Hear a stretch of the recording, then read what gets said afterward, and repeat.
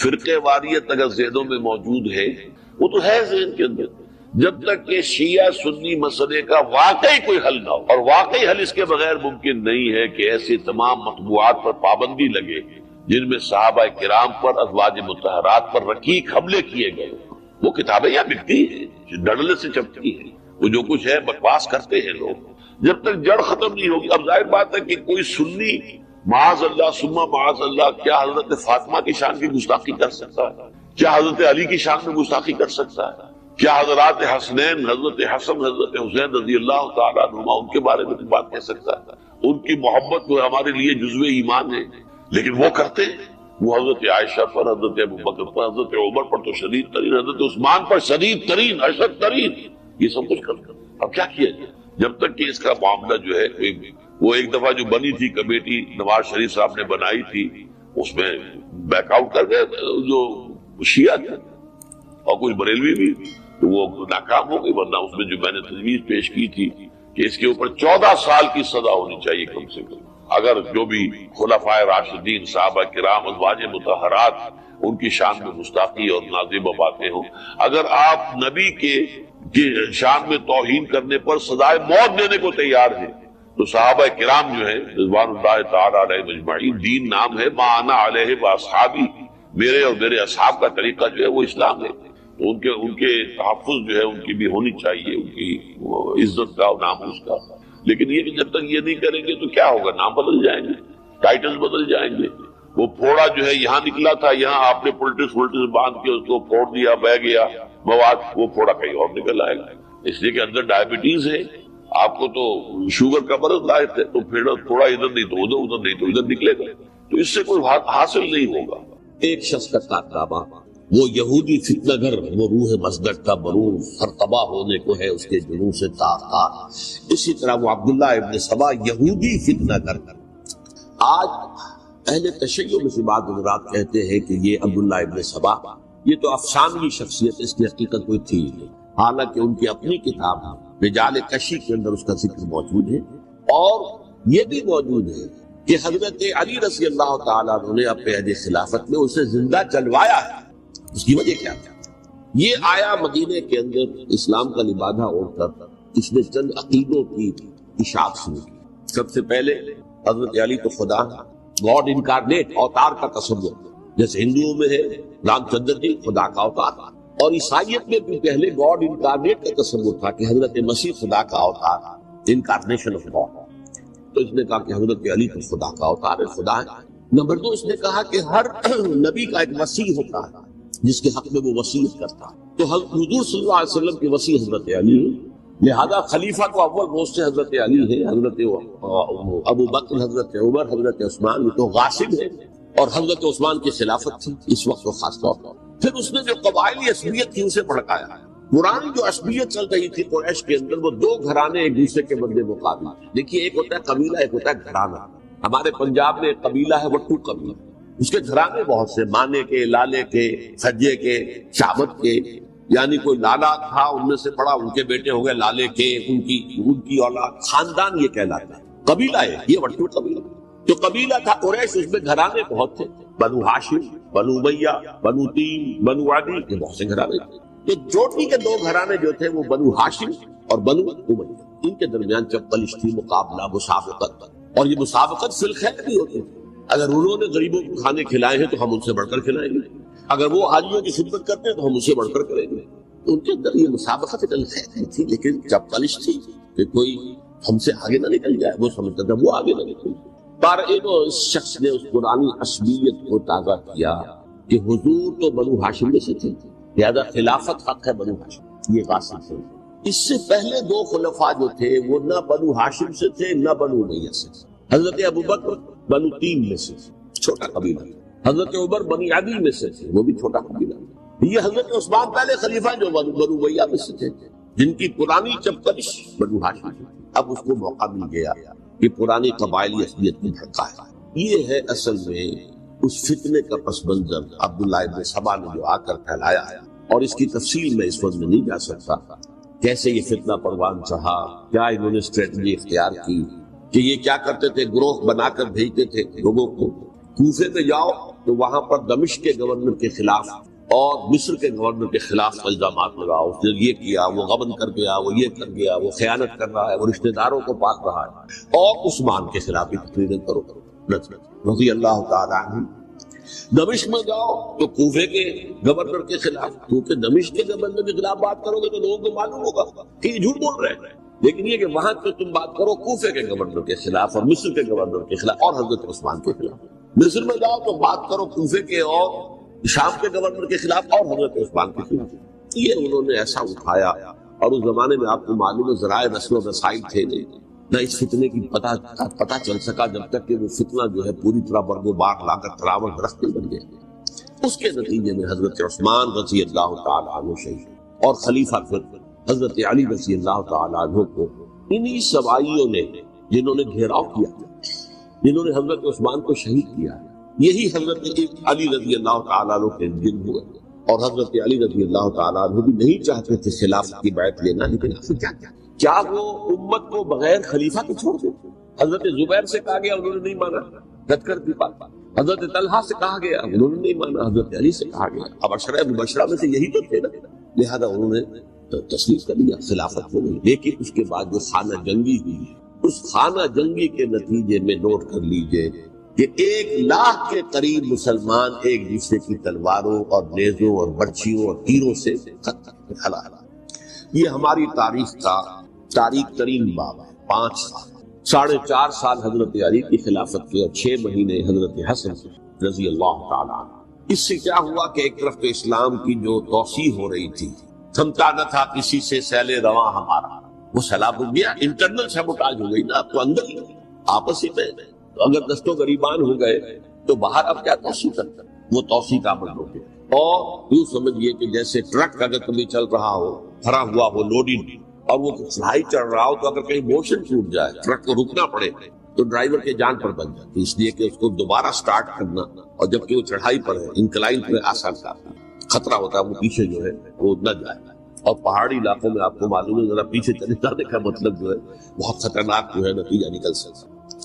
بہرحال حضرت علی رضی اللہ تعالیٰ عنہ نے اپنے خلافت میں ایک کام یہ کیا، اب اس کی کیا مصلحتیں تھیں یہ تو انہی کے علم میں ہوگا، ہم قیاس کر سکتے ہیں، میں اس میں نہیں جانا چاہتا۔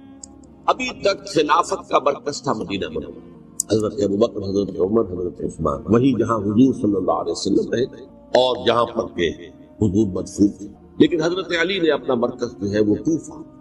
اچھا، اس کی ایک ظاہری وجہ یہ سمجھ میں آتی ہے کہ اسلام کا جو پھیلاؤ ہو گیا تھا، وہ سلطنت اتنی وسیع ہو گئی تھی کہ مدینہ منورہ بہت جنوب میں اور بڑے صحرا کو عبور کر کے جانا ہوتا۔ کوفہ جبکہ ایسی مقام پر تھا کہ جہاں سے مشرقی راستہ جا رہا ہے ایران کو، عراق کے اندر تو ہے وہ شہر کوفہ، اور پھر ایران و خراسان اور ہندوستان کو راستہ جا رہا ہے، وہیں سے شمال کی طرف جا رہا ہے، شام کی طرف اور ترکی کی طرف، اور وہاں سے پھر یہ کہ مغربی افریقہ کو بھی کنٹرول کرنا، جو شمالی افریقہ کو بھی آسان تھا۔ بہرحال حضرت علی نے کوفہ کو اپنا مرکز بنایا، اور نتیجہ یہ ہوا کہ سبائیوں کا بھی مرکز نہیں، چونکہ انہوں نے اپنے آپ کو گردا گرد رکھا حضرت علی کے رضی اللہ عنہ۔ اب ظاہر بات ہے کسی پرٹیکولر پرسن کے خلاف تو کوئی مقدمہ موجود تھا نہیں، بلکہ جب جنگ جمل ہو رہی تھی، ابھی جنگ نہیں ہوئی تھی، حضرت عائشہ، حضرت طلحہ، حضرت زبیر وہ لے کر آئے تھے لشکر اس مطالبے کے لیے کہ حضرت عثمان کے قاتلوں کو سزا دی جائے، قصاص لیا جائے۔ حضرت علی رضی اللہ تعالیٰ عنہ سے گفت و شنید ہو رہی تھی، حضرت علی جو ہے اس پر آمادہ ہو گئے کہ ٹھیک ہے، میں جو بھی قاتلین عثمان ہیں انہیں گرفتار کر کے سزا دوں گا۔ اسی وقت کوفے کی مسجد کے اندر جو ہے 10,000 کا مجمع کھڑا ہو گیا، ہم سب قاتل عثمان، لو ہم سے بدلہ کاس لو، اور انہوں نے کیا کیا، جاتے ہی جنگ چھیڑ دی، جب چھڑ جائے تو یا مرو یا مارو، اس کے سلامت کو چارہ کار ہوتا ہی نہیں۔ ایک رات میں 10,000 مسلمان شہید ہوئے، جن میں 2 عشرہ مبشرہ میں سے حضرت زبیر اور حضرت طلحہ رضی اللہ تعالیٰ۔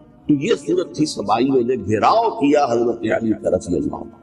حضرت معاویہ دعوے دار نہیں تھے خلافت کے، قطعاً نہیں، ان کا صرف ایک دعویٰ تھا، اور وہ یہ تھا کہ عثمان کے قاتلوں کو گرفتار کرو، یا پھر سزا دو یا ہمارے حوالے کرو، ہم اس سے قصاص لیں گے۔ اس لیے کہ قبیلہ بنو امیہ کا تھا، اور حضرت ابی معاویہ بنو امیہ میں سے، تو ایک خاندانی طور پر جو ہے ہم قصاص لیں گے ان سے جنہوں نے قتل کیا ہے حضرت عثمان۔ لیکن یہاں ظاہر بات ہے کہ حضرت علی رضی اللہ تعالیٰ عنہ کی طرف سے مطالبہ یہ ہوتا تھا تم پہلے میری بیعت کرو، میرے ہاتھ مضبوط کرو تاکہ میں ان کے خلاف کوئی کام کر سکوں. لیکن انہیں یہ اندازہ تھا کہ اگر میں نے بیعت کی تو ظاہر بات ہے کہ حضرت علی تک پہنچنے سے پہلے مجھے گردن اڑا دیں گے، اس لیے کہ سبائی جو ہے وہ آپ کو گھیرے ہوئے. بہرحال ایک عجیب الجھاؤ، ایک ڈائلیما جس کی وجہ سے یہ جنگ چلتی رہی، اور حضرت علی رضی اللہ تعالیٰ عنہ کو انہی کے شیعان علی ہی کے اندر سے وہ جماعت علیحدہ ہوئی تھی جس کو ہم خوارج کے نام سے جانتے ہیں، اور ایک خارجی ابن ملجم ہی نے حضرت علی کو شہید کیا رضی اللہ تعالیٰ.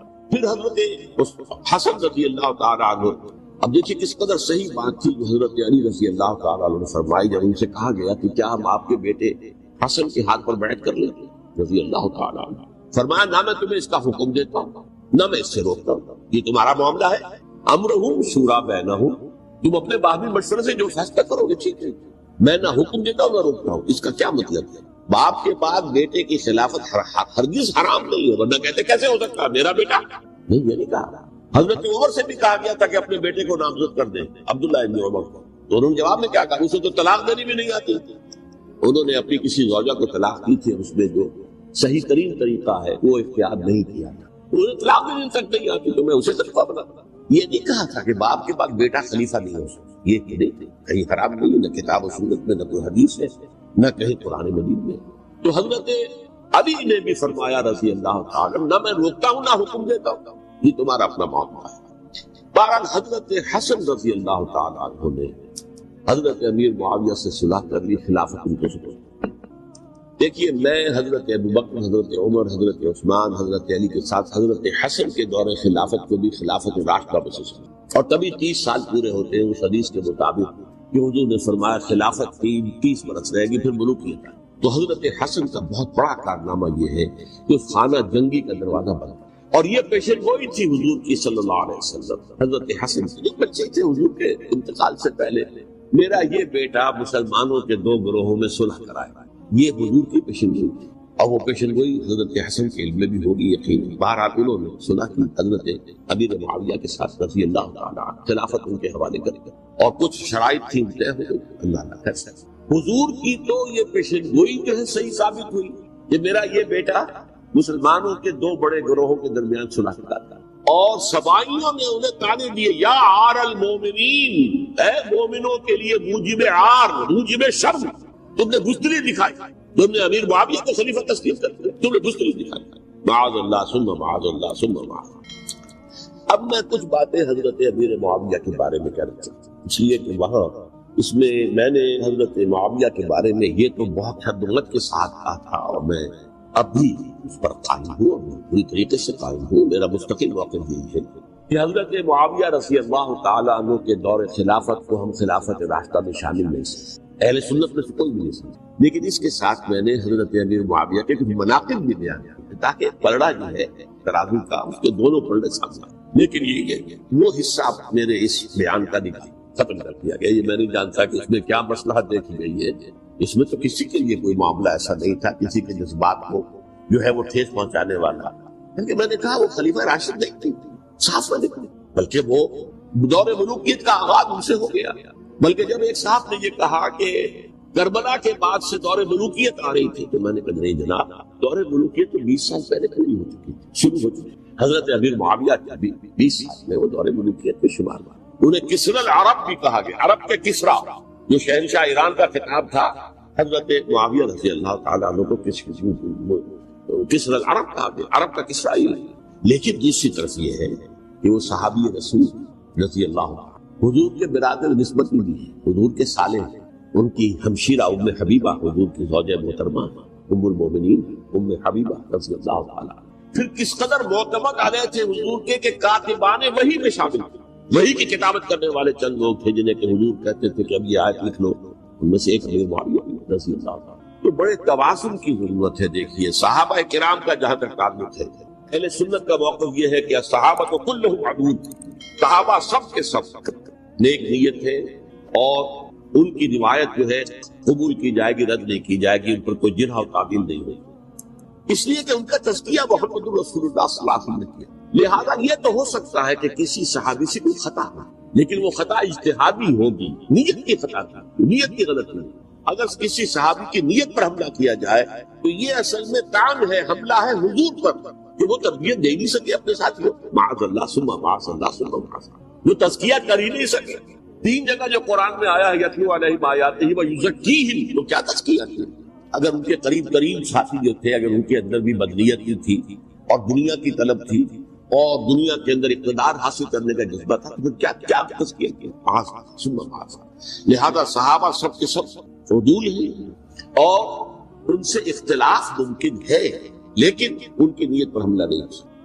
تو حضرت امیر معاویہ کی شخصیت ایک چیز ہے، آپ کا دور خلافت دوسری چیز۔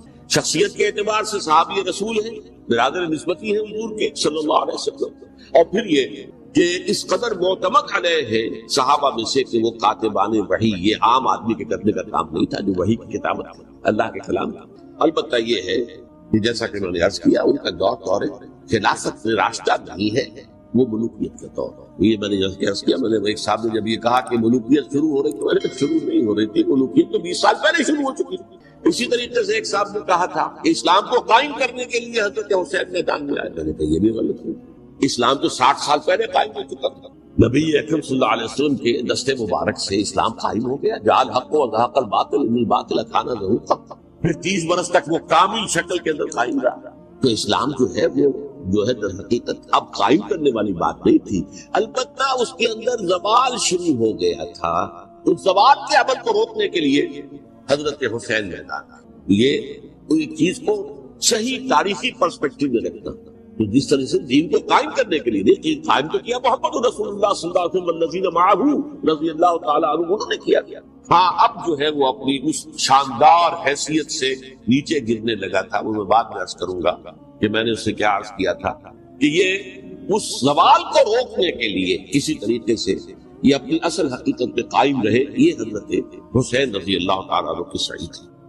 اچھا، حضرت امیر معاویہ کے جو 20 سال ہیں وہ پورے امن، سکون، اطمینان، کوئی جھگڑا، کوئی فساد، کوئی اختلاف، کوئی باہمی خانہ جنگی، کچھ 20 سال، یہ بھی تاریخ کی بڑی چشم کشا حقیقت ہے جو عام طور پر لوگوں کے علم میں نہیں۔ سبائی بھی دبکے رہے، حضرت امیر معاویہ کی حکومت اتنی مضبوط تھی، کنٹرول، کہ ان کو کچھ سر اٹھانے کا موقع موجود تھے، دبکے رہے۔ جیسے کہ میں نے کہا ریولوشن کے آخری مرحلے پر آ کر جو مخالفین ہیں وہ دب جاتے ہیں کہ پھر دیکھیں گے موقع ملے گا تو پھر لیں گے، اس سے حساب کتاب۔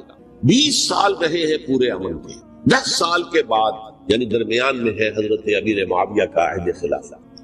ایک صحابی جو کہ بزرگ صحابہ میں سے ہے، مغیرہ بن شعبہ رضی اللہ تعالی عنہ، وہ آتے ہیں اور وہ کہتے ہیں کہ دیکھیے امیر المومنین، کتنی بڑی خانہ جنگی رہی تھی مسلمانوں کی آپس میں، اور اب بھی اگر آپ کسی کو نامزد کیے بغیر چھوڑ گئے امت کو تو پھر خانہ جنگی ہو جائے گا۔ 1 لاکھ اس وقت جو ہے وہ ہلاک ہوئے تھے، نہ معلوم اب کتنے ہیں، لہٰذا آپ اپنی زندگی ہی میں نامزد کر دیجئے کسی کو خلیفہ ولی عہد۔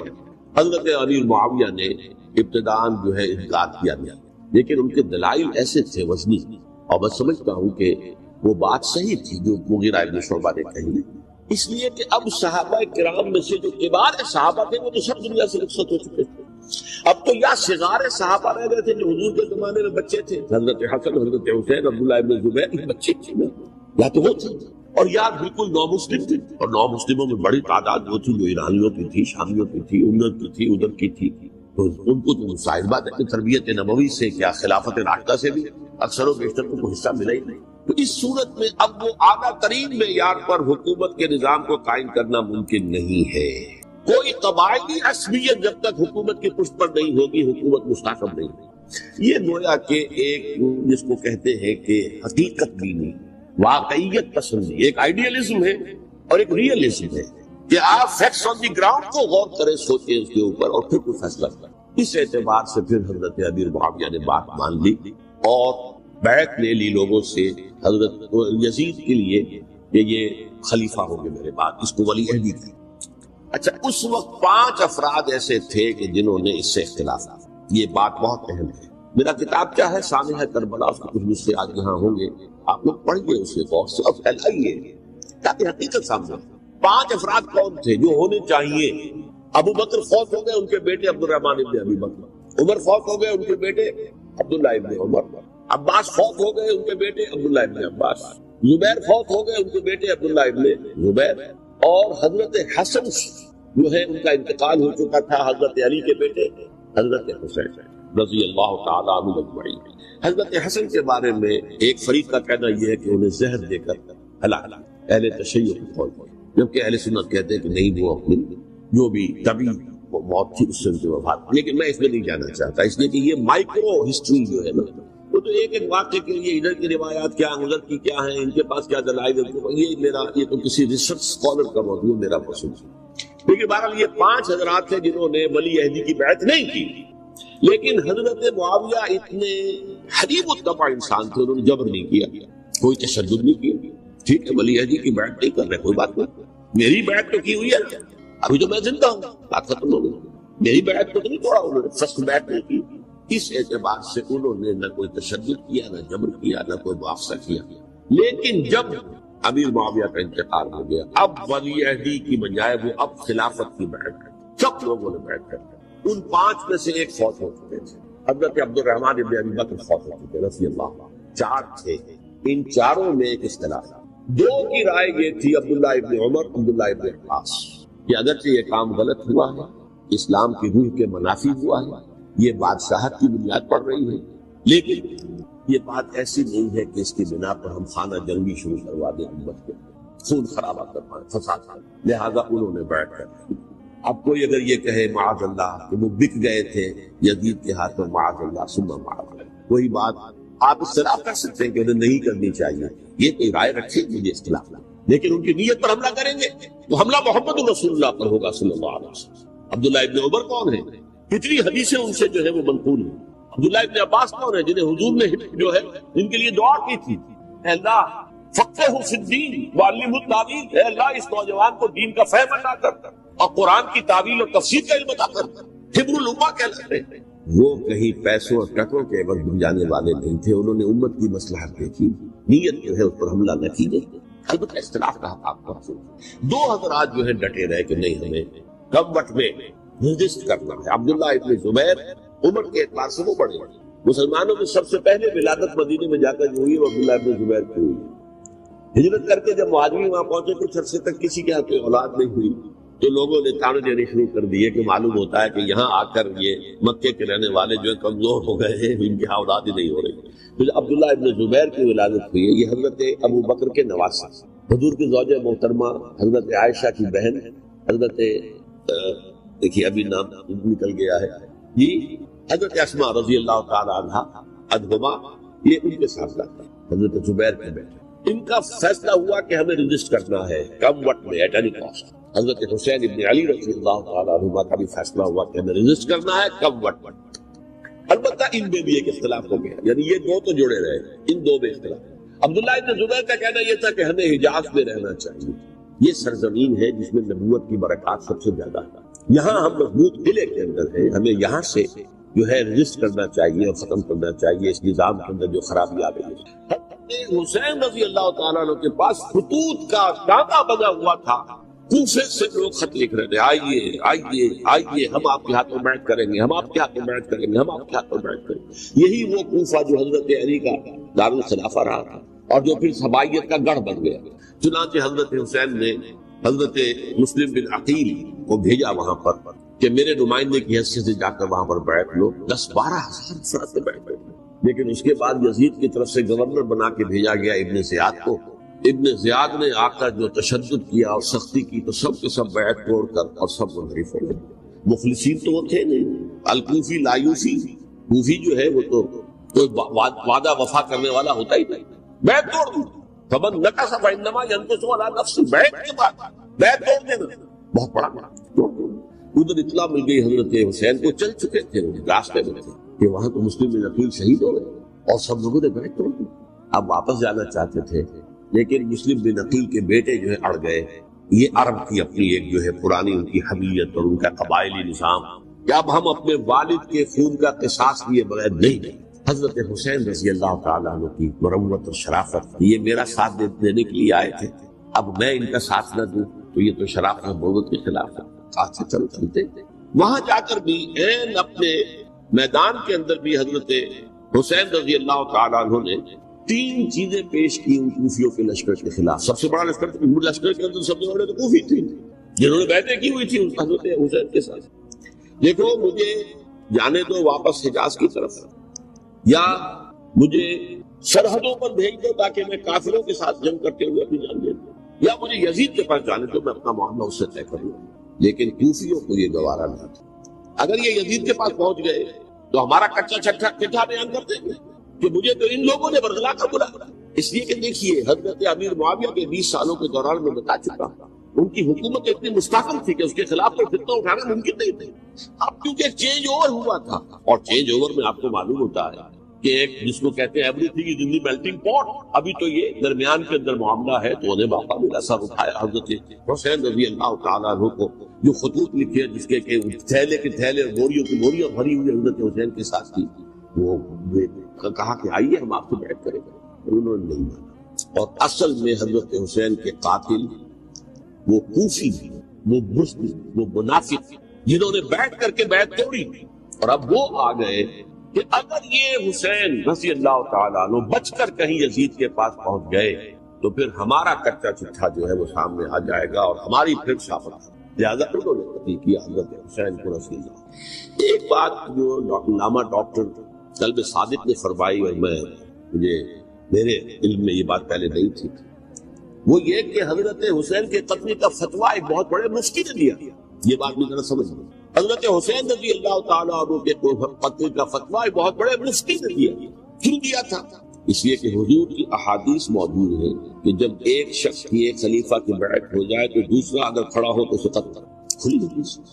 اسی لیے ایک بہت بڑے مفسر بھی ہے، فقیہ بھی ہے، قاضی ابن العربی رحمۃ اللہ علیہ، ایک ابن عربی ہے الف لام کے بغیر، ابن عربی، وہ بہت بڑے صوفی ہیں، فلسفی ہیں، اندلس کے ہیں۔ یہ قاضی ابن العربی ہے جنہوں نے قرآن کی تفسیر لکھی ہے اس اعتبار سے کہ صرف ان آیات کی تفسیر جن سے کہ فقہی احکام جو ہے ان کا استنباط ہے۔ یہ دو تفسیریں اس طور سے لکھی گئی ہیں قرآن مجید کی، احکام القرآن ان کا نام ہے دونوں کا، ان میں سے ایک جو ہے قاضی ابن العربی کی ہے، ان کا ایک جملہ نقل ہوتا ہے، قتل الحسین بسیف جدہ، حسین قتل ہو گئے اپنے ہی نانا کی تلوار سے۔ وہ تلوار کیا تھی؟ جب کسی کی بیعت ہو چکی ہو پھر کوئی کھڑا ہو مدعی خلافت، میرے نزدیک حضرت حسین مدعی خلافت نہیں تھی، یہ بات اس وقت سامنے لوگوں کے نہیں آئی، بلکہ حکومت نے یہ باور کرا دیا کہ یہ تو باغی ہے، یہ مدعی ہے خلافت، انہوں نے تو دعویٰ نہیں کیا خلافت، وہ تو صرف اس عمل کو روکنے کے لیے میدان میں ہے۔ اور اس بات کو اچھی طرح سمجھ لیجئے کہ اس وقت تک یہ جو تصور آج ہمارے پاس ہے کہ ریاست علیحدہ ہے، حکومت علیحدہ ہے، state of Pakistan, we are loyal to the state of Pakistan, ہم ریاست پاکستان کے وفادار ہیں، گورنمنٹ آف پاکستان کے وفادار نہیں ہیں، we are not loyal to the government. Government تو کبھی بے نظیر کی تھی، ہم اس کے خلاف تحریک چل رہے تھے، یا کبھی کسی اور کی تھی اس کے خلاف تحریک چل رہی ہے، یا کبھی جاوید حق کی تھی اس کے خلاف تحریک چل رہی ہے۔ گورنمنٹ کو بدلنا تو عوام کا حق ہے، آج اس وقت نہیں تھا، اس وقت ریاست اور حکومت کا کوئی فرق نہیں تھا، لہذا جو حکومت سے اختلاف کرے گویا کہ باغی ہے۔ یہ ہے اصل میں وہ پیچیدہ مسئلہ کہ کیوں کسی مفتی نے فتویٰ دے دیا، اس لیے کہ اس وقت تک ریاست اور حکومت کا فرق واضح نہیں تھا دنیا پر۔ یہ تو ابھی کچھ 100-150 سال کی بات ہے کہ آج ہمارا جو پولیٹیکل سائنس کا ایوولوشن ہوا ہے وہ اس اسٹیج تک پہنچ گیا ہے کہ اسٹیٹ علیحدہ ہے، حکومت علیحدہ ہے۔ حکومت تو اسٹیٹ کے 3 آرگنز میں سے ایک آرگن ہے، ایڈمنسٹریشن حکومت کی ہے، جوڈیشری ہے اور لیجسلیچر ہے، 3 آرگنز ہیں بڑے بڑے، ان میں سے ایک ہے۔ تو حکومت کو بدلنا تو عوام کا حق ہے، چاہے وہ ووٹ کے ذریعے بدلیں چاہے ایجیٹیشن سے، اگر پورا من ایجیٹیشن ہے اس سے حکومت کو بدلنے کا حق حاصل ہے دستوری طور پر ہر اعتبار سے۔ اس وقت یہ نہیں تھا، لہذا صورتحال یہ بن گئی کہ حکومت وقت نے باور کرا دیا مسلمانوں کو، ورنہ سوچئے نواسہ رسول کو قتل کرنا کوئی آسان کام تھا۔ آخر سب کلمہ گو تھے کہ نہیں تھے؟ کلمہ گو تھے، اور حضور سے عقیدت و محبت میں کبھی، لیکن یہ کہ فتویٰ اگر ایک بہت بڑے مفتی کا جو کہ حضرت علامہ ڈاکٹر قلب صادق صاحب نے فرمایا، مجھے اس مفتی کا نام بھی معلوم نہیں کہ ایک مفتی کا فتویٰ تھا جس کے بنا پر اب ان لوگوں نے حضرت حسین کا قتل کیا، اور یہی وجہ ہے کہ انہوں نے پھر خیموں کو بھی آگ لگائی۔ وائی حالانکہ دیکھیے اگر دشمنی کا انتقام ہوگا تو حضرت علی بن حسین جو بیمار تھے، جو بعد میں زین العابدین رحمۃ اللہ علیہ کے نام سے پھر یہ اہل تشیع کے چوتھے امام معصوم ہیں، حضرت علی، حضرت حسن، حضرت حسین، اور پھر حضرت علی بن حسین زین العابدین رحمۃ اللہ کو بھی قتل کرتے تھے، حضرت حسین کی نسل ختم ہو جائے گی، لیکن نہیں تھی۔ آگ کیوں لگائی؟ آگ اس لیے لگائی کہ وہ جو ڈاکومنٹری پروف ہے ہماری غداری کا یزید کے خلاف حضرت حسین کو جو ہم نے دعوت دی، وہ جو ڈاکومنٹری پروف خطوط کی شکل میں موجود ہے وہ ختم ہو جائے، اس کے لیے انہوں نے خیموں میں آیا۔ بہرحال یہ ہے تاریخی پس منظر، یہ اسی سبائی فتنے کا تسلسل ہے جس نے سب سے پہلے حضرت عثمان کی جان لی رضی اللہ تعالیٰ۔ 5 سال تک مسلمانوں نے خانہ جنگی رکھی، حضرت علی کو پھر شہید کیا، اور اس کے بعد جو ہے 20 سال حضرت امیر معاویہ کے تو سر نہیں اٹھا سکے، لیکن پھر جب ایک چینج اوور ہو رہا تھا تو اس وقت انہوں نے موقع غنیمت سمجھا کہ اب کھڑے ہو جاؤ اور اب دوبارہ ایک فتنہ جو ہے اس کو امت کے اندر پیدا کر دو۔ اچھا، اس معاملے میں ایک بات جو میں نے وہاں کہی کہ ہمارے ہاں شاعرانہ جو مبالغہ آمیزی ہے، یہ میری گفتگو کا حصہ انہوں نے حذف کر دیا، اور میں نے ایک سنی شاعر بہت بڑے عالم جن کے حوالے سے آج بھی میری تقریر ہوگی خالد مدینہ ہال میں، مولانا محمد علی جوہر کے ایک شعر کے حوالے سے کہا کہ قتل حسین اصل میں مرگ یزید ہے، اسلام زندہ ہوتا ہے ہر کربلا کے بعد۔ میں نے کہا بالکل محمل شعر ہے، اسلام مرا ہی نہیں تھا، زندہ ہونے کا کیا سوال، اور اگر کسی درجے میں مزمحل یا زخمی ہوا تھا تو وہ تو رہا، کربلا کے بعد بھی رہا، یزید کی حکومت بھی رہی، بنو امیہ کی حکومت بھی چلی، یہ تبدیلی تو نہیں ہے۔ یہ کیا کہہ رہے ہیں، اسلام زندہ ہوتا ہے کربلا کے بعد، اسلام مرا نہیں تھا۔ جیسے میں نے یہ کہا کہ ملوکیت جو ہے وہ اب شروع نہیں ہوئی، ملوکیت تو 20 برس پہلے شروع ہو چکی تھی حضرت امیر معاویہ، لیکن ظاہر بات ہے کہ حضرت حسن نے حضرت حسین نے اس کو قبول کیا، اور حضرت حسین نے تو پھر 10 سال تک ولی عہدی جو تھی چاہے بیعت نہیں کی لیکن اس کے خلاف میدان میں آ کر چیلنج تو نہیں کیا۔ اس اعتبار سے یہ معاملہ جو ہے اسلام زندہ ہوتا ہے کربلا کے بعد، یہ بے تکی بات ہے۔ ہاں، حضرت شاہ اسماعیل شہید رحمۃ اللہ علیہ کی اگر میں تشبیہ کو تمثیل کے سامنے رکھوں تو اسلام کی عمارت 6 منزلہ ہے، 6ٹھی منزل ٹاپ کی وہ گر گئی، 5 منزلیں انٹیکٹ تھی، اسلام مرا نہیں تھا۔ عدالت میں شریعت کے مطابق فیصلے ہو رہے تھے، قاضی تھے، مفتی تھے، شریعت نافذ تھی، اسلام کہاں مرا تھا؟ جبکہ خود کہہ رہے ہیں علامہ قلب صادق کے ایک مفتی کے فتوے سے حضرت حسین کو قتل کیا گیا۔ اب وہ مفتی کی رائے، اس کی بدنیتی ہو، جو بھی ہو، وہ جانے، اللہ جانے، لیکن عام مسلمان کیا کرتے ہیں؟ اس پہلو سے اسلام مرا نہیں تھا۔ ہاں، 1 منزل گر گئی تھی، وہ گری نہیں، 1000 برس تک گری نہیں، یہاں تک کہ آ کر مغربی امپیریلزم نے اس کے گرایا، ملوکیت کا معاملہ ختم کیا، اور وہ جبرین ملوکیت دوسری آ گیا، ورنہ وہی بادشاہی کا نہیں ہے، بلکہ دور بنو امیہ میں وہ بادشاہی پوری طرح اس نے بالوں پر نہیں نکالے تھے، اصل بالوں پر تو اس نے نکالے ہیں دور بنو عباس میں آ کر، اور پھر سلاطین جو ہے ترک، جو خلفائے ترک خلفاء ان کا بھی بادشاہت تھی، اور کیا وہ خلافت تو نہیں تھی۔ تو یہ تو اسلام میں جو بھی نقص واقع ہو گیا تھا، کبھی واقع ہو گئی تھی، وہ جو کی تل برقرار تھا، اس کو بھی تسلیم کیا۔ میں اللہ کا شکر ادا کر کے کہتا ہوں کہ دونوں حضرات، دونوں شیعہ دانشور اور بڑی اعلیٰ سطح کے جو شیعہ عالم تھے، انہوں نے اس بات کو تسلیم کیا اور میری اس بات کو چیلنج نہیں کیا۔ اصل میں تیسری بات میں نے یہ کہی کہ دیکھیے حضرت حسین رضی اللہ تعالی عنہ کی اس شہادت کے بعد، اس کے بعد واقعہ ہرہ بھی ہوا، جو واقع کربلا سے بھی بعض اعتبارات سے زیادہ بھیانک اور زیادہ گھناؤنا واقعہ ہے، بنو امیہ کی تاریخ ہے جس کو لوگ جانتے ہی نہیں۔ مدینے کے کچھ لوگوں نے بغاوت کی اور انہوں نے اس کے خلاف فوج بھیجی، اور فوج کو جو مدینہ فتح کر لیا، 3 دن کے لیے حلال کر دیا، جو چاہو کرو، یا جسے چاہو مارو، جسے چاہو لوٹو، جس کا گھر چاہو برباد کرو، جس عورت کو چاہو ریپ کرو، اور یہ مدینہ النبی کے اندر ہوا، جو کاٹ کھانے والی ملوکیت کے اندر بہت سے واقعے تھے۔ عبداللہ ابن زبیر کھڑے ہوئے، انہوں نے حکومت قائم کی تھی، لیکن یہ کہ وہ تو 6 سال کے لیے کامیاب بھی رہے، ایک حکومت قائم کی، بنو امیہ کے ہاتھ میں بیٹھ نہیں کی، بالآخر ان کی حکومت بھی ختم ہو گئی۔ پھر حضرت زید کھڑے ہوئے، انہوں نے بغاوت کی، وہ بھی ناکام رہے۔ پھر بنو عباس میں کھڑے ہوئے حضرت نفس زکیہ، حضرت حسن رضی اللہ تعالیٰ عنہ کی اولاد میں سے، وہ بھی ناکام رہے، شہید ہو گئے۔ پھر یہ سمجھ لیا گیا کہ اب یہ جہاں تک 6ٹھی منزل ہے وہ تو دوبارہ تعمیر نہیں ہو سکتی، یہ تو جس کی لاٹھی اس کی بھینس، جس کے پاس طاقت ہوگی اس کی حکومت ہوگی، جس کا قبیلہ زیادہ قوی ہوگا، جس قبیلے میں زیادہ عصبیت ہوگی، مضبوط ہوگا، متحد ہوگا، طاقتور ہوگا، اسی کی حکومت ہوگی۔ البتہ اس کے نیچے لوگوں کے اخلاق کی اصلاح کرو۔ صوفیاء کرام نے وہ کام اپنے ذمے لیا، اور بالکل وہی کام ہے کہ جو ائمہ اہل بیت کرتے رہے۔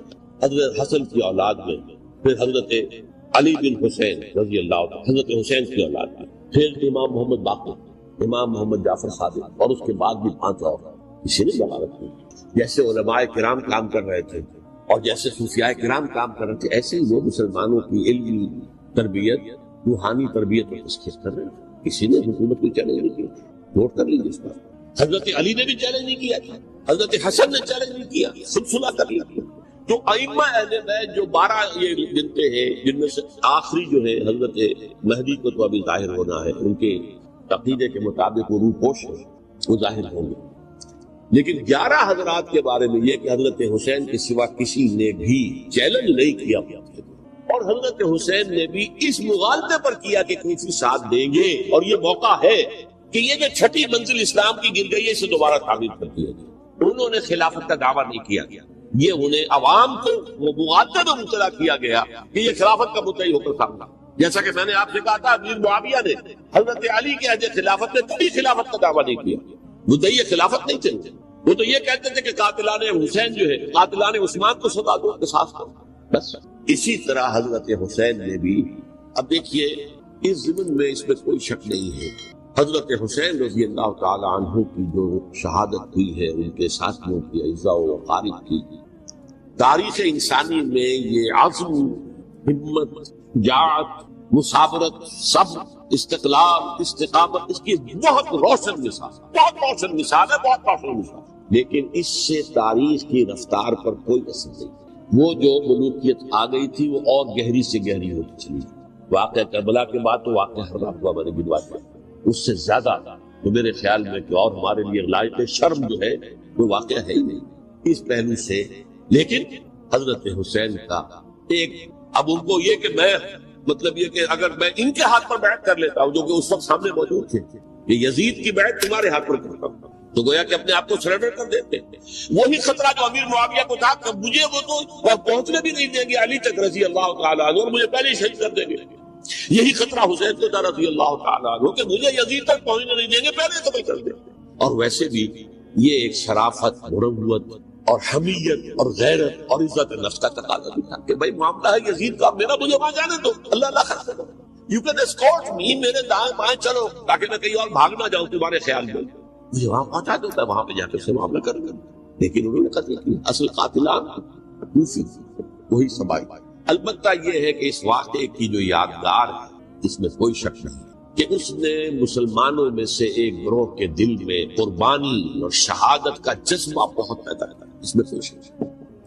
اور جس طریقے سے کہ عاشورہ محرم میں یاد منائی جاتی ہے، جس طریقے سے اس نے اہل تشیع کے اندر قربانی کا جذبہ بے انتہا پیدا کیا. اگرچہ وہ جذبہ بروئے کار نہیں آتا، اس لیے کہ ان کے ہاں یہ عقیدہ ہے، یہ طے ہے کہ جب تک حضرت مہدی ظاہر نہیں ہوں گے ہم کسی کے خلاف بغاوت نہیں کریں. یہ پوری تاریخ میں ان کا معاملہ رہا، تمام جو ہے ائمہ اہل بیت کا معاملہ. جب تک مہدی نہیں آتے keep sitting and keep waiting, wait and see, that's all. یہ تو خمینی صاحب نے کیا ہے، آیت اللہ خمینی صاحب نے، کہ انہوں نے یہ ایران کے شیعوں کو باور کرایا کہ بھائی جب آئیں گے حضرت مہدی آ جائیں گے، لیکن ہم اب ہاتھ پر ہاتھ رکھے بیٹھے رہے، باطل کو چیلنج بھی نہ کریں.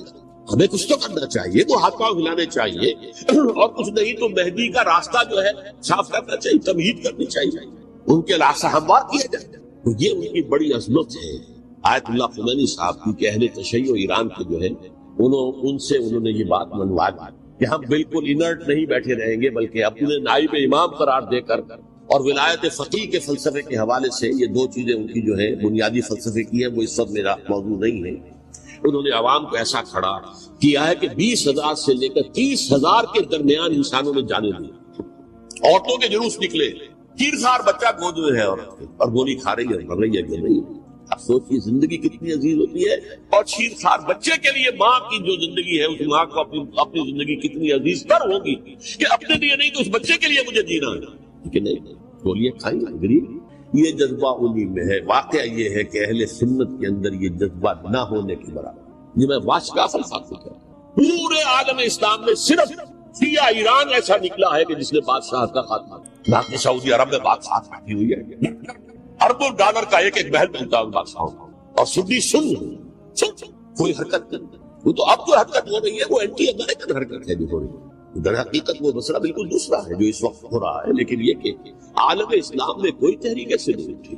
یہ اہل تشیع میں ہے جو بالکل استثنائی بات ہے کہ انہوں نے جو ہے ایسا بادشاہ جس کو کہا جاتا تھا کہ اس کا جو اسلحہ خانہ ہے وہ ایشیا میں سب سے بڑا اسلحہ خانہ ہے، جو 2500 سالہ پرانی جو ایک عظمت تھی ایران کی، اس کو دوبارہ تازہ اور زندہ کرنا چاہتا ہوں۔ 2500 سالہ برسی اس نے بنائی تھی، اس کے لیے ایک شہر آباد کیا تھا کہ خسرو یا سائرس یا ذوالقرنین قرآن مجید کی اصطلاح میں اس کی یادگار بنائی تھی، اور وہ سوچ رہا تھا کہ وہی عظمت دوبارہ ایران کی ہوگی جو کہ خسرو کے زمانے میں، جس کا قرآن مجید میں سورہ کہف کے اندر ذکر ہے، مشرقی فتوحات، مغربی فتوحات، شمالی فتوحات۔ تو وہ بادشاہ ہے اس کو بھاگنا پڑا قربانی کے لیے۔ تو یہ جو ہے واقعہ کربلا میں، اس میں کوئی شک نہیں ہے کہ ایک ایسی مشعل روشن کی ہے جس کو کہ ہر شخص کو دیکھنا چاہیے۔ یہ بھی انسان، جیسے کہ اقبال نے ایک شعر کہا تھا غالب کے لیے، فکر انسان پر تیری ہستی سے یہ روشن ہوا ہے، پرے مرغ تخیل کی رسائی طاق ہو جا۔ تو فکر انسان پر حضرت حسین کی قربانی سے یہ واضح ہوا ہے کہ انسان کس حد تک جا سکتا ہے قربانی دینے کے لیے اپنے کسی مقصد کے لیے۔ مقصد ان کا جو تھا، میں نے اسی لیے آیت پڑھی تھی، معاذ اللہ ثم معاذ اللہ۔ میں ایک آخری بات جو کہہ رہا ہوں وہ نوٹ کر لیجئے، ایک خاص انتہائی نقطۂ نظر کے عام کیے جانے کی وجہ سے سنیوں میں بھی ایک انتہائی رد عمل پیدا ہوگا، ایکسٹریم رائٹسٹ سنی۔ اگر ایک طرف سے حملہ کیا گیا ہے حضرت عثمان کی نیت پر، ان کی خیانت کا الزام لگایا گیا، ان پر اقربا پروری کا الزام لگایا گیا، حضرت ابو موسیٰ شریف پر خیانت اور غداری کا الزام لگایا گیا، یہ ساری چیزیں اگر صحابہ کرام کے اوپر ہوئی، امیر معاویہ پر، امیر اور عمرو بن العاص پر، تو جواب میں کچھ لوگ کھڑے ہو گئے۔ حضرت علی وہ اقتدار کے طالب تھے، معاذ اللہ ثم معاذ اللہ ثم معاذ اللہ، یہ اہل سنت کا موقف۔ حضرت حسین اقتدار کے طالب تھے، ہرگز نہیں، ہرگز نہیں، ہرگز۔ وہی اصول جو میں نے بتایا تھا سب کے لیے لاگو رہے گا، وہ امیر معاویہ کے لیے ہے تو حضرت علی کے لیے بھی، حضرت حسین کے لیے بھی۔ یہ نیک نیت ہے، ان کی کسی رائے سے اختلاف کر سکتے ہیں لیکن ان کی نیت پر حملہ نہیں کریں گے۔ نیت پر حملہ کریں گے آپ کا ایمان بالرسالت جو ہے وہ بدل ہو جائے گا۔ یہ رسول کے ساتھ رسول نے کیا تذکیہ کیا، یتلو علیہم آیاتہ ویزکیہم، اس کا سارا عمل محمد کا کیا ہوا صلی اللہ علیہ وسلم۔ تو صحابی کے معاملے میں یہ ہمارے ہاں ان کو اہل سنت جو ہے، جو معتدل مزاج کے، اکثریت ان کی، یہ تو چند لوگ ہیں ذرا قلم چلا لیتے ہیں تو ان کی بہت سی چھوٹی چھوٹی کتابیں بھی شائع ہو گئی ہیں بہت، لیکن انہیں اہل سنت نے قرار دیا ناصبی یا خارجی، جیسے خوارج نے کہا تھا حضرت علی بھی کافر ہے اور حضرت ابی معاویہ بھی کافر ہے، حضرت عمرو بن العاص بھی کافر ہے، معاذ اللہ ثم معاذ اللہ۔ ایسے ہی کچھ لوگ حضرت حسین پر بھی الزام لگاتے ہیں کہ اقتدار کی حوث و طلب کے اندر انہوں نے یہ سارا سفر کیا تھا، اور بس یہ ہے کہ وہ جو بازی تھی وہ ہار گئے۔ اللہ اس سے آگے کیا ہے؟ اسی لیے میں نے آیت آج جو پڑھی تھی ایک اور جو بہت بظاہر آپ کو معلوم ہوئی ہوگی، غیر متعلق ہے میرے آج کے عنوان سے، تلک الدار الآخرۃ نجعلھا للذین لا یریدون علوا فی الارض ولا فسادا۔ یہ سورہ قصص کے آخری آیات سے دیکھو، یہ آخرت کا گھر جو ہے وہ ہم خاص کر دیں گے ان لوگوں کے لیے جو اس زمین میں اپنے اقتدار کے طالب نہیں ہوتے۔ زمین میں اقتدار کے طالب ہوگے فساد ہو جائے گا، تم بھی طالب میں بھی طالب، جھگڑا ہوگا، لڑائی ہوگی، دنگا ہوگا، فساد ہوگا۔ تلک الدار الآخرۃ نجعلھا للذین لا یریدون علوا فی الارض ولا فسادا، جو لوگ زمین میں اپنے اقتدار کے طالب اور اس کے نتیجے میں فساد پیدا کرنے والے نہیں ہیں، ان کے لیے ہم نے آخرت کا گھر خاص کیا۔ والعاقبۃ للمتقین، اور عاقبت جو ہے، انجام کار، آخرت جو ہے وہ تو متقیوں کے لیے ہے۔ اسی میں آئیں گے سب صحابہ کرام، خواہ وہ حضرت علی ہے رضی اللہ تعالیٰ عنہ، اور خواہ وہ حضرت امیر معاویہ ہے، حضرت عثمان ہے رضی اللہ تعالیٰ عنہ، خواہ حضرت حسن ہے، حضرت حسین ہے رضی اللہ تعالیٰ عنہ، خواہ عبداللہ ابن زبیر ہے، خواہ عبداللہ ابن عباس ہے، خواہ عبداللہ ابن عمر رضی اللہ تعالیٰ عنہ مجمعین۔ اس اصول کو سامنے رکھ کر اختلاف آپ کر سکتے ہیں کسی سے بھی، لیکن کسی کی نیت پر حملہ کریں گے تو اصل میں آپ کا ایمان بالرسالت مجروح ہو جائے۔ علی کو نبی اکرم صلی اللہ علیہ وسلم نے اپنا نائب بنا کر چھوڑا تھا جب غزوہ تبوک میں جا رہے تھے مدینے میں۔ حضرت علی نے کہا کہ مجھے آپ عورتوں کے ساتھ بٹھا کے جا رہے ہیں، فرمایا تمہارا مقام میرے ساتھ وہی ہے جو موسیٰ کے ساتھ ہارون کا۔ ہارون کو چھوڑ کر گئے تھے نا یہودیوں کے پاس جب گئے تھے تورات لینے کے لیے، تو تمہارا وہی مقام ہے میرے ساتھ۔ یہ حضرت علی رضی اللہ، ان کے بارے میں میرا ان کی کیا عظمت میری نگاہ۔ یہ 3 کتابیں ہیں، مجھے نہیں معلوم تیسرا یہاں ہے یا نہیں ہے، بہرحال آپ لوگوں کو ریکمینڈ کر رہا ہوں کہ ان کا مطالعہ کریں۔ اب یہ کہ آخری بات یہ کہ اصل ہمارے کرنے کا کام ہے۔ دیکھیے کیوں نہیں کیا کسی نے بھی خروج کا معاملہ، وہ میں واضح کر چکا ہوں، بغاوت نہیں کی۔ کیوں؟ ایک تو ریاست اور حکومت میں فرق نہیں تھا، ذرا کھڑا ہو اور وہ باغی قرار پائیں گے، واجب القتل ہو جائے، فتوے کی زد میں آ جائے۔ یہ معاملہ تھا. اور دوسرے یہ کہ عمارت پوری گری نہیں تھی، ایک منزل گری تھی. آج ہم کہاں کھڑے ہیں؟ پوری عمارت گری ہوئی. نہ شرعی عدالتیں ہیں، نہ شرعی فیصلے ہیں، نہ احکام الہی نافذ ہے، نہ حدود اور قصاص کے معاملات. ہمارا فرض کیا ہے؟ حضرت حسین کی مدح کرتے رہیے، تعریف کرتے رہیے، صحابہ کرام کی مدح کرتے رہیے، مدح صحابہ، اس کے لیے مجلسیں قائم ہو رہی. بھائی کر کیا رہے ہو؟ تھے تو آبا وہ تمہارے ہی، مگر تم کیا؟ ہاتھ پر ہاتھ دھرے منتظر فردا. تلک امت قد خلت لہا ما کسبت ولکم ما کسبتم. وہ تو ایک امت تھی جو چلی گئی، اللہ کے ہاں پہنچ گئی. جو کچھ انہوں نے کمایا وہ ان کے لیے، تمہارے لیے نہیں ہے. تمہارے لیے وہ ہوگا جو تم کماؤ. ہمارے لیے راستہ اب یہی ہے کہ خلافت راستہ کے مکمل نظام کو اثر نو قائم کرنے کے لیے منہج انقلاب نبوی کو اختیار کریں. میری کتاب اس پر، کیسٹس اس پر، آڈیو کیسٹ، ویڈیو کیسٹ، سی ڈیز، نہ معلوم ڈی وی ڈی، سب کچھ موجود. سیرت النبی پر تو میں عرض کر چکا ہوں. فلسفہ سیرت النبی سمجھنا ہے تو میری کتاب پڑھیے، ورنہ سیرت النبی آپ پڑھ لیں گے واقعات معلوم ہو جائیں گے. فلسفہ سیرت سامنے اس کا آپ مطالعہ کریں گے میری کتاب. اور دوسرے یہ کہ یہ خلافت قائم کرنے کے لیے جو جدوجہد ہم کر رہے ہیں، تحریک خلافت پاکستان، جس کا میں داعی ادنا سا، وہ تنظیم نہیں ہے، میں اس کا امیر نہیں ہوں، وہ تحریک ہے. جیسے تحریک پاکستان کہلاتی تھی، جس کی تنظیم تھی مسلم لیگ، پارٹی کا نام مسلم لیگ تھا، لیکن تحریک پاکستان سے. اس کا تحریک خلافت پاکستان وہ ہم نے چلائی ہے تنظیم اسلامی کی. یہ خلافت جب پہلی چلی تھی آج سے 84 سال قبل، نومبر 1921 میں خالد دینا ہال میں وہ مقدمہ چلا تھا، جس کے نتیجے میں بڑے بڑے جو لیڈر تھے ہمارے، مولانا محمد علی جوہر اور مولانا حسین المدنی اور مولانا ابوالکلام آزاد، ان سب کو 2 سال کی قید کی سزا، بغاوت، مقدمہ بغاوت. یہ خالد دینا ہال.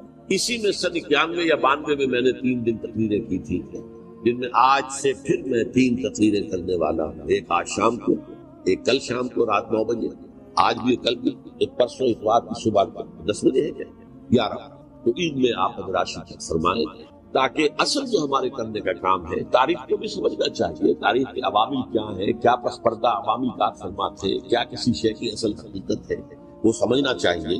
لیکن یہ ہے کہ اس اعتبار سے میں نے جب یہ لفظ استعمال کیا تھا اس مذاکرے میں، لپ سروس، کہ یہ ہم صرف لپ سروس کرتے رہے، مدح کے بیان کرتے رہے، منقبت بیان کرتے رہے، حضور کی نعتیں کہتے رہے، اس سے تو بات نہیں بنے گی جب تک کہ وہ فرض منصبی شہادت علی الناس کا جو ہمارے ذمے ہے بحیثیت امت محمد صلی اللہ علیہ وسلم اس کو ادا نہ کرے. مجھے خوشی ہے کہ اس کی بھی تائید دونوں حضرات نے کی. ہاں، یہ لپ سروس کا معاملہ اللہ تعالی حضرت حسین کے نقش قدم پر چلتے ہوئے، بلکہ اصل میں تو ہمارے لیے اسوہ رسول ہے محمد صلی اللہ علیہ وسلم، اس پر چلتے ہوئے ہم پاکستان میں اسلام کا نظام خلافت قائم کرنے کی